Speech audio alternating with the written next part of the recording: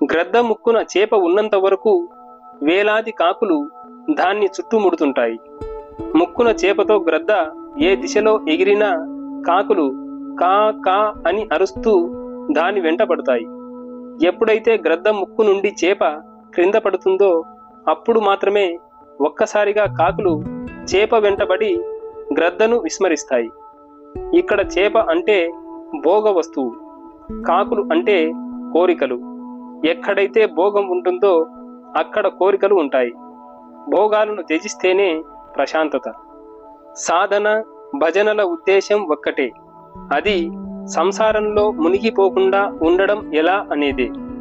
భగవంతుని గురించి ఆలోచన ఎంత అధికంగా చేస్తే ఆ మేరకు భోగాల పట్ల ఆసక్తి తొలగిపోతుంది.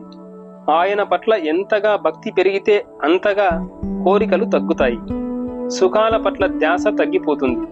అప్పుడు పరాయి స్త్రీ తల్లిగా తోస్తుంది. భార్య ఆధ్యాత్మిక జీవితంలో తోడ్పాటునందించే సహచారిగా తయారవుతుంది. పశు లక్షణాలు తొలగిపోతాయి. దైవభావాలు ఉత్పన్నమవుతాయి. అతడు సంసారంలో ఉన్నప్పటికీ మోక్షం పొందినవాడే అవుతాడు. శ్రీ రామకృష్ణ పరమహంస.